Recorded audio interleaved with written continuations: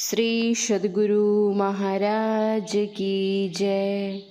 महर्षि में ही अभिनंदन ग्रंथ से मुरादाबाद, स्वामी बाग एवं दयाल बाग में बाबा साहब के महानिर्वाण के उपरांत उनकी अस्थियां समाधि मंदिर बनाने के विचार से वहाँ सत्संगियों ने सुरक्षित रूप से रख दी थी।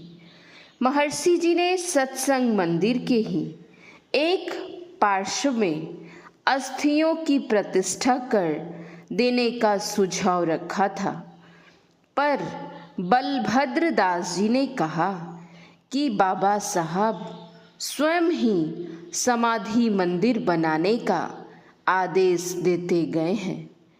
1932 ईस्वी में समाधि मंदिर के उद्घाटन के पुण्य अवसर पर भंडारा किया गया।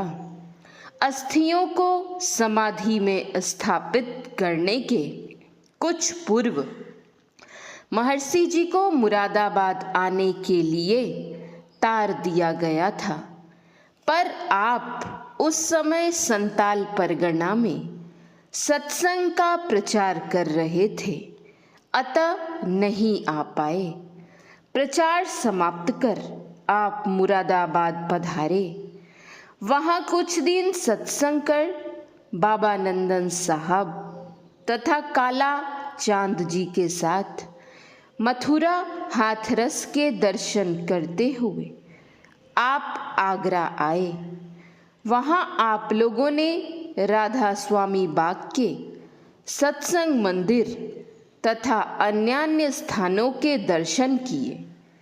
इसके उपरांत दयाल बाग का सत्संग मंदिर देखने गए। वहाँ जाकर एक सत्संगी से आप लोगों ने सत्संग मंदिर देखने की इच्छा प्रकट की।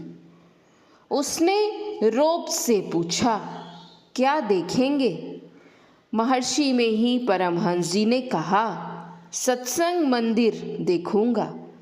उन्होंने पूछा, क्या देखकर ऐसा ही सत्संग मंदिर बनाओगे?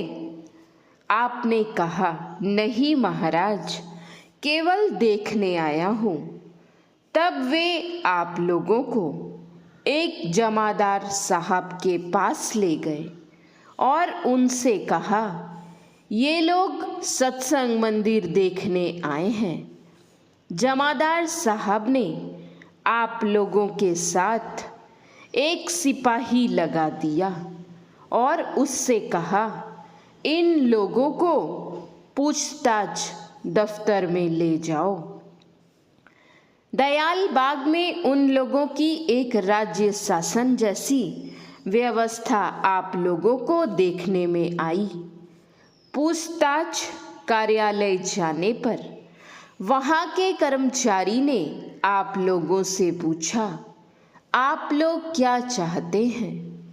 आपने कहा, साहब जी तथा सत्संग मंदिर के दर्शन की अभिलाषा से हम लोग आए हैं। कर्मचारी ने कहा, अभी साहब जी को फुर्सत नहीं है। कुछ विशिष्ट सज्जनों के साथ वे वार्तालाप कर रहे होंगे। यदि अभी कार्यालय से आप लोगों को दर्शन करने का आदेश पत्र भी दे दिया जाए तो भी आप लोग उनसे मिल नहीं सकेंगे। यह सुनकर आपने कहा, तब सत्संग मंदिर ही हम लोग देखेंगे।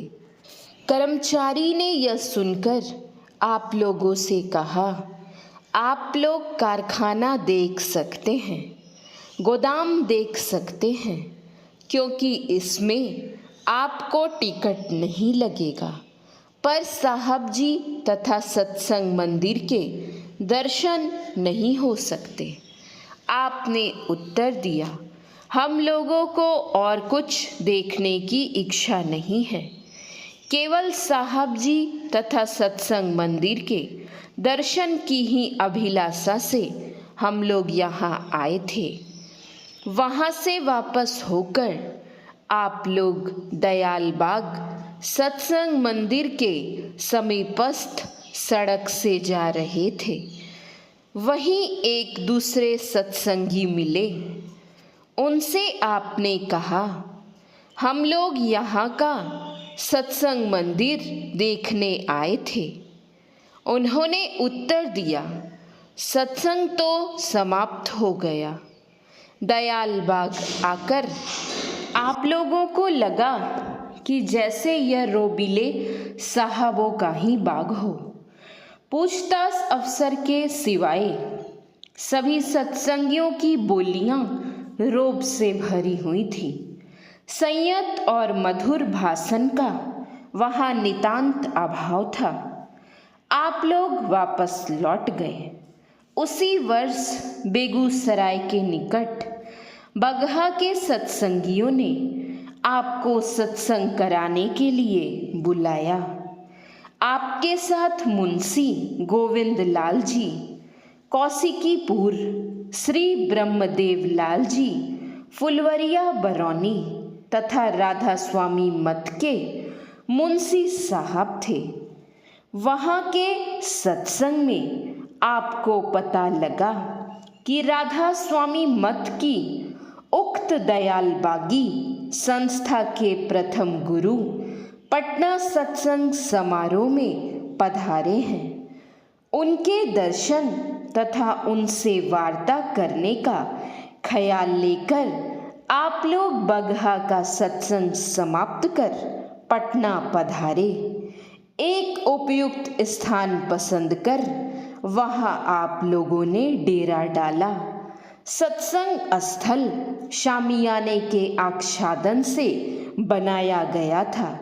उससे कुछ दूर पर दयाल बाग में बनी वस्तुओं की प्रदर्शनी थी, जिसमें वस्तुओं का विक्रय भी होता था।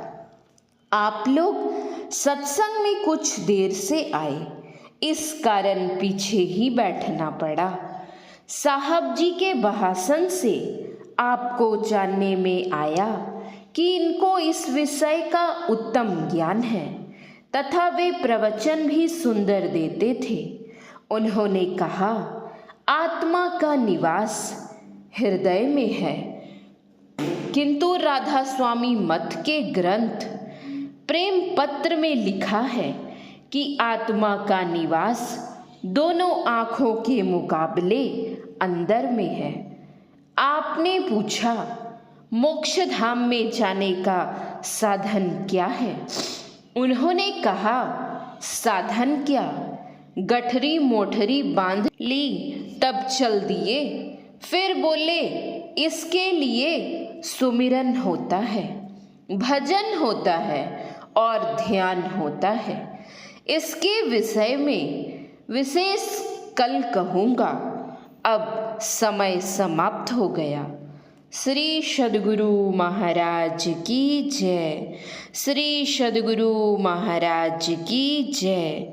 श्री सद्गुरु महाराज की जय।